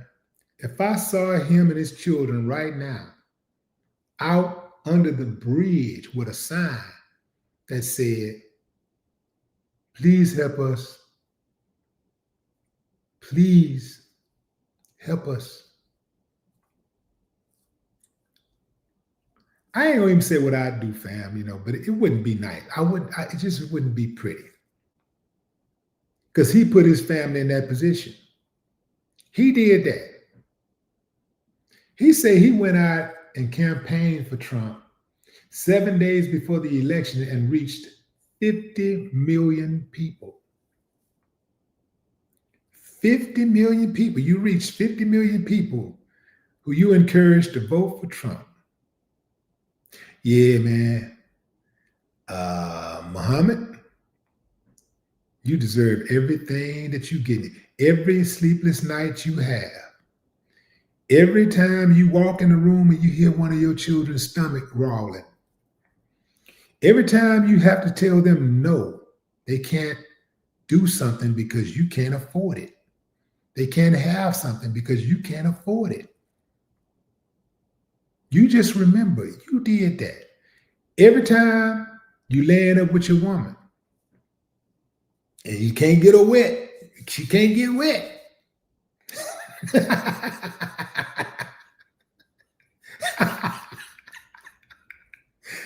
You did that, brother. You did it to yourself. She's something like she laying up in there like, I don't know what's wrong. I don't know what's wrong. She's like laying in the bed like this.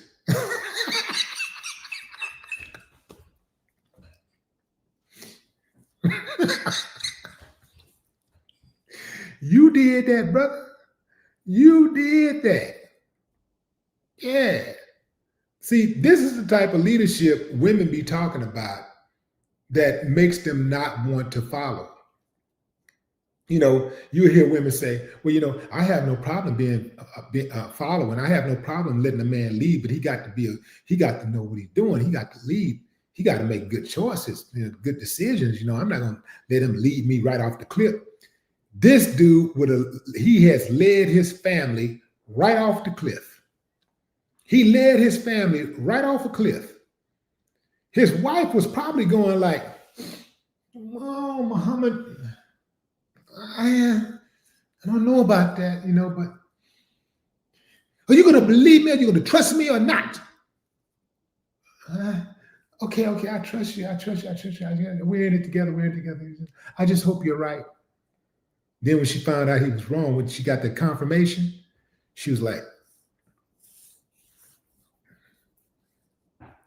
and she was a little nicer the next time the mailman came by. Looking him up and down like, I ain't see no ring. Oh, you married? Oh, okay, my bad.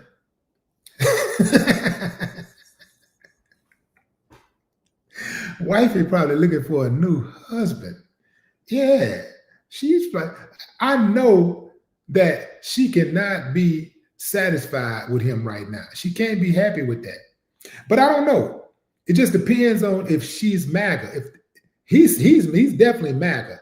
But if she's MAGA, then she's gonna ride with it because they're cuckoo. The MAGA is different from just Republican. The MAGA is cuckoo. They're a cult. They'll follow that dude no matter what happens. They'll follow him to the end of earth. They love Trump more than they love themselves. I'm telling you, fam. The MAGA men, they love Trump more than they love their wives, their girlfriends, their mamas and daddies, and their children. If Trump told them right now, if Trump walked up to them and said, give me a kiss, boy, they'll do it. They'll do it just to feel connected to him. They got a strange type of fascination for Trump. It's strange, man. It don't even make sense. Because a lot of these dudes purport to be leaders. They purport to be leaders, but they're following a dude who everybody know is no leader, no real leader, no true leader, right? Like, if you're a man of valor, it's okay to follow another man, but you're going to follow a man of valor. You're going to follow a man of substance, you know? You're not going to follow somebody who you're unsure of, somebody that's going to lead you off a cliff. And that's what's happening over there. And they're just following him, just blindly following him, still riding. And some of them are just riding because they don't want to be wrong. They don't want people to say, I told you so. They don't want to have to admit that they were wrong. That's why a lot of them are following him, continuing to follow. They just do not want to admit that they were wrong. And they got an excuse for everything. I saw one of those women on Fox.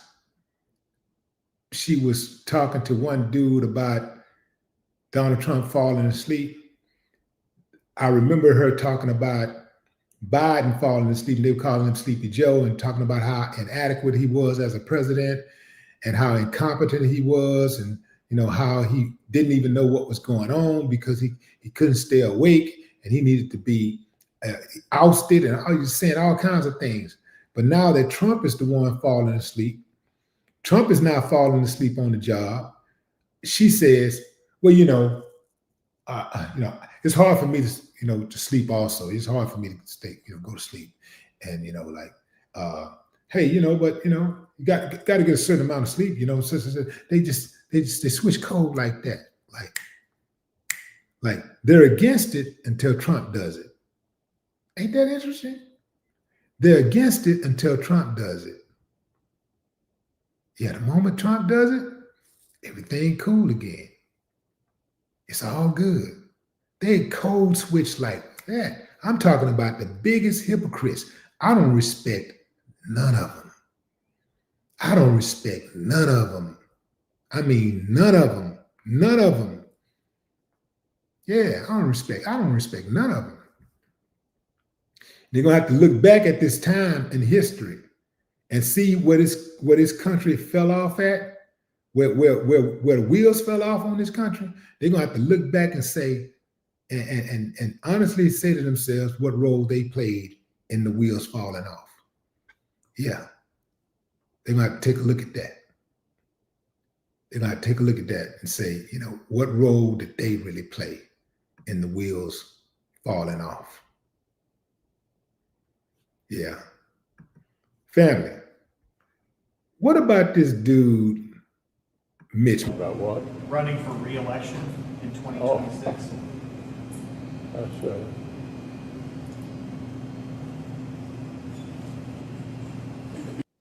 Okay, if you don't know what's happening here, fam, Mitch McConnell is up for re-election in 2026. And he's been asked by a reporter, is he gonna run? And this guy freezes. He freezes. Check him out. my thoughts about what? Running for re-election in 2026. That's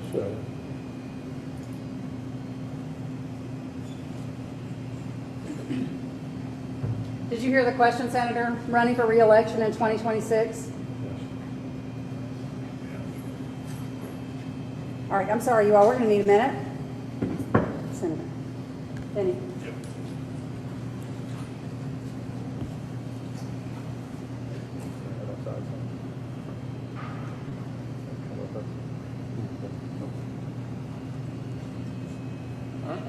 okay.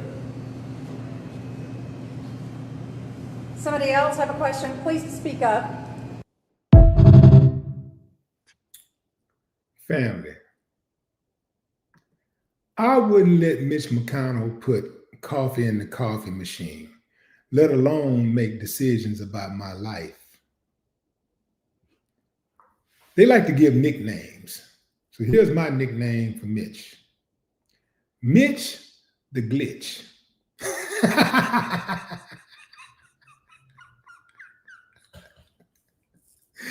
Mitch the Glitch. That dude be, well, be freezing, man. Like, what's going on? Can you say term limits, boys and girls? There needs to be term limits. No doubt about it. There needs to be term limits. We cannot go on like this, fam. We cannot go on like this. There has to be term limits. These people get in office and stay until somebody have to literally come and take their foot off the gas and the car is idling and they have no heartbeat. They stay in office. How sharp do you think Mitch's decision-making is today? First of all, he's never had sharp decision-making skills. He's always been a bum. He's always been a piece of trash, right? He's always been like a vile human being, a very vile human being. But now that he don't even know where he is, I bet you he thinks he's at school in the 5th grade somewhere. He probably thinks he's at recess. This dude is gone. Trump is gone. He's too old. There should be term limits. You know, whichever come first. Like if you turn 80 years old before, or you turn, I won't even say 80. If you turn 75 years old before your term is up, you can't run. If you have to turn, like, for example, if you run in 2020, if you run in 2026 and within 4 years, you turn 75 years old, you shouldn't be able to run. That should be it. I think 75 is a good cutoff. 75, some people say it should be younger than that. Some people say 65, but definitely 75. 75 is when people really start aching and losing a lot of their mental bandwidth. So yeah, Yeah, I say this dude got to go. Yeah, Mitch is done. Stick a fork in him. He's done. He's out of here. Yeah. Yeah, a lot of some people are saying 65. Y'all, okay, let's take a poll right quick. Y'all tell me what y'all think. What should be the term limit? Let's do some round numbers. 60, 65, 70, 75. Which one? Not 67s, not anything in between. Let's go with 60. Let's round it off. 65, 70, 75. Which one y'all think? China say 70. Justin 75. Lucky Ducky 70. Gordon 75. Brandy 65. Getting to 65. Florida 65. Pure Michigan 70. 75. What was that? 70. Mock 65. Shay 75. Nina 70. LT 70. See Brad 70. Cornelia 75. Amazing Love 65, 75. Okay, so y'all mostly saying 65. I mean, y'all mostly saying 70, 75. 70s, I see a lot of 70s, 75, 75, 65. It seems like it's about even. But in any event, fam, there has to be term limits. But the reason why there isn't term limits is because the very same people that the term limits are going to affect has to vote on the term limits. So you think that they're going to vote against their best interest? All you voters should take note of this. Why do y'all continue to vote against your best interest? Why do you do that? Congress never votes against their best interest. They're always voting in favor of them. They always vote to make sure they have the best health care. They make sure that they live in the best neighborhoods. They drive on the best roads. They get the best breaks, tax breaks. They get the best pensions. They make sure they vote their best interest. Why don't y'all do the same thing? Why don't Americans do the same thing? Mitch got to go. Mitch, I say ditch Mitch. He got to go. They could have voted him out the last time, but this is what they want. Fossils making laws and taking our tax money. Yeah, they could have voted him out last time, but they want the fossil. You see, the woman walked up to him and was trying to help him up. She knows this dude is out of his mind. She's a handler.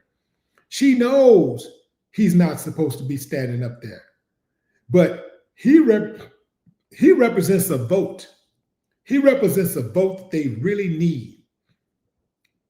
So because they need that vote, they're going to prop him up until he dies.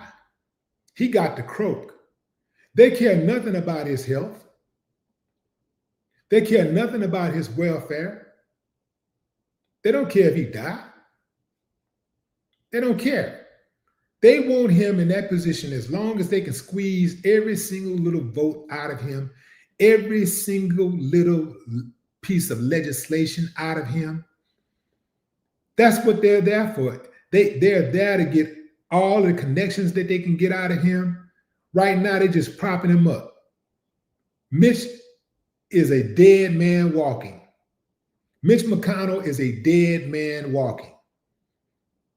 His decisions aren't even his decisions anymore. All they need from him is his signature.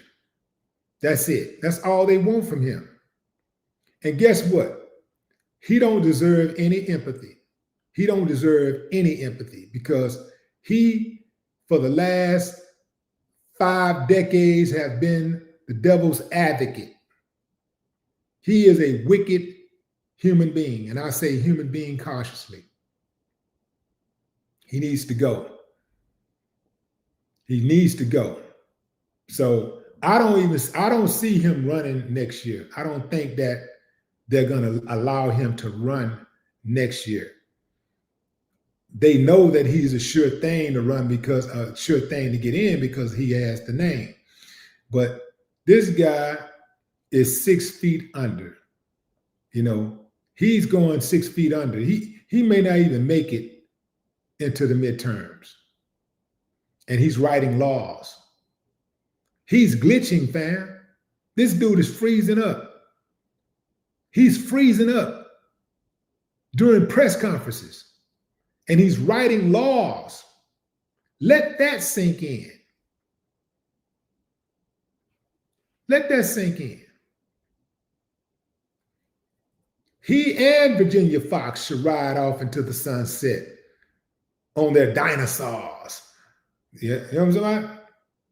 They should both ride off into the sunset on their dinosaurs, reminiscing about what they intended to do, and what they intended to sign, and the Declaration of Independence. And yeah.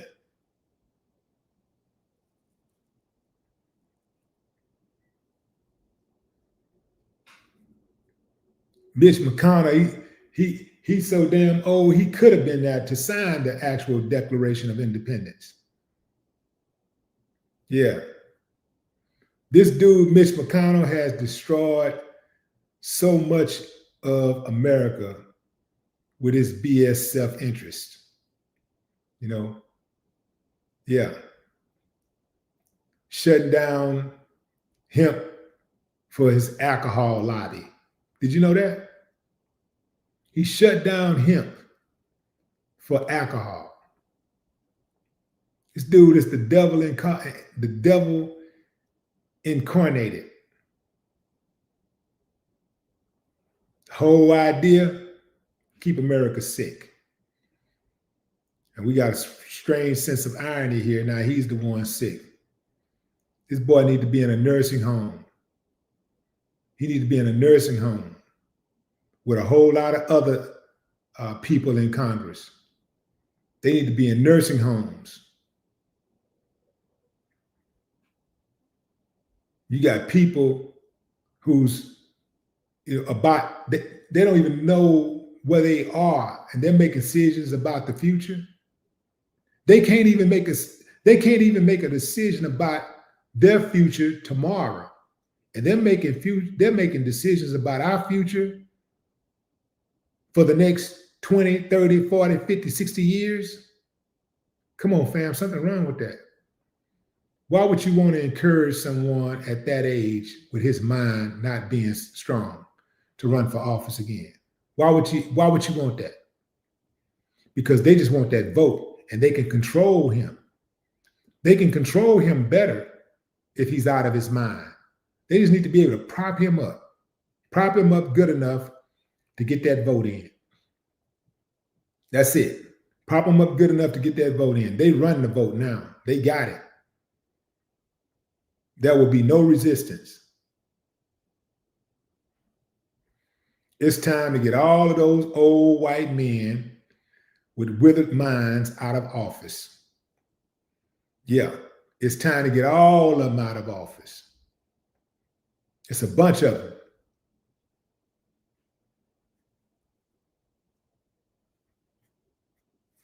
Why is this man still working in Congress? Why is he still working in the government? Why?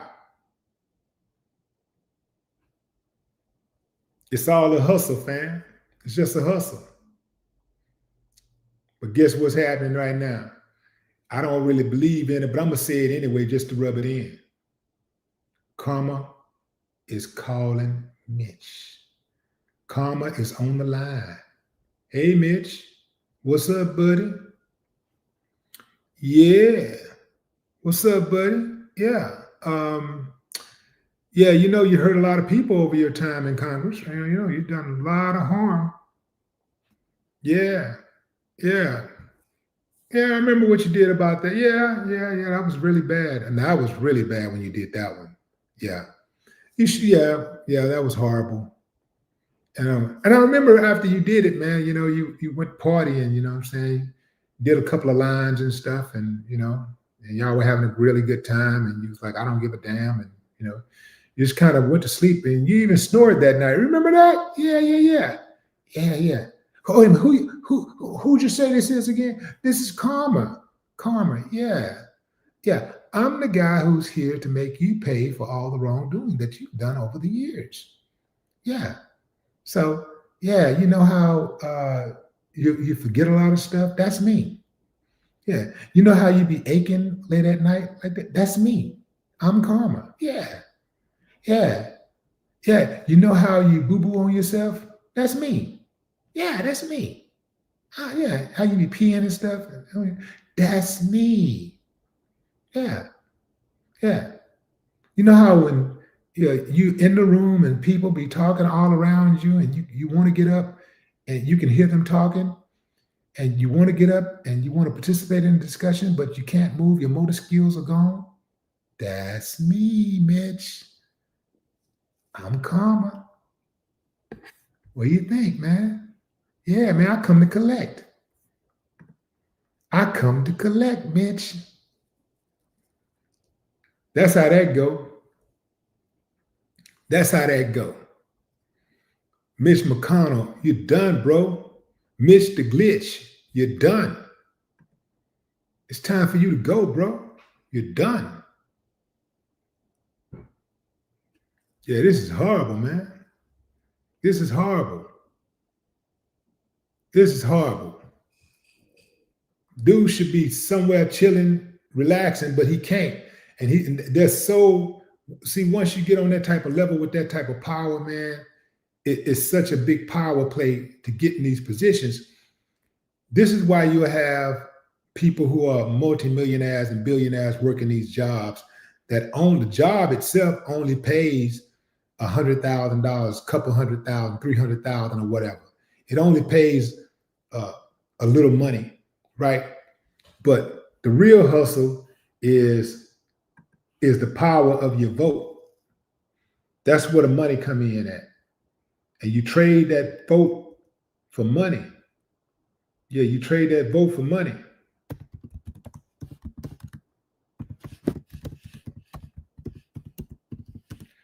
Yeah. So Mitch McConnell, let's see, what does he make as a senator? Let's see what he make a year. Probably make about 300. I bet you. Let's see. Oh, 174. So he makes about 174 a year, but he's worth millions and millions of dollars. So that tells you why they run, fam. They don't run for the people. They don't run to make the country better. They don't run because of the love for the people and trying to improve the economy and improve people's lives. And, you know, they don't care about all that stuff. That's not why they run. They run to get paid. They run for power, money, and influence. That's why they run. They give a damn about you, me, or their own family members. And that's why they won't give up those seats when it's clearly time to sit down. Anybody else on any other job would sit down. You'd be like, man, I'm tired, man. I ain't got time to be going up in the man. I'm finna chill. I'm finna relax. I'm finna enjoy my life. I'm finna take some vacations and do some things that I've been wanting to do for a long time. That's what the average person would do. But they can't do that, and they will not do that because of that power. That power. Yeah, they're not gonna. And Nancy Pelosi, she's retiring at the end of the year. I think the end of this year. Watch how fast she check out after she retire. Yeah, fam. They go all the way down to the end. Yeah. So that's how that go.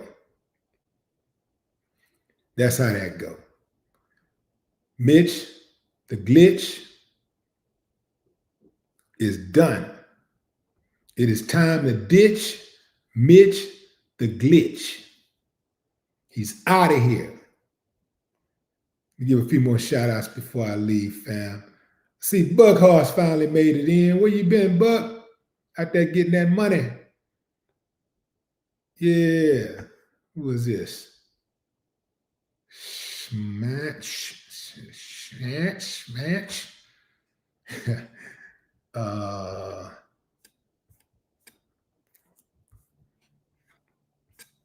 see who we got here.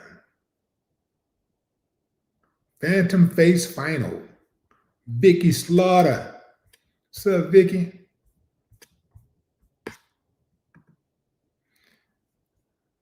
Let's see. We got Blackwood Ghost. Visiting my mom, and I got my speaker on the porch. She said, turn it down. You got a booming voice.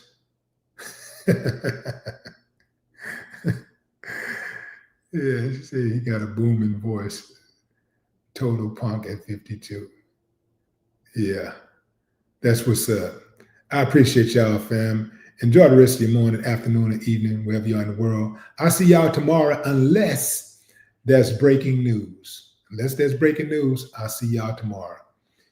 And we're going to cover everything that went down in the previous 24 hours leading up to the live. That's my time, fam. No more talk.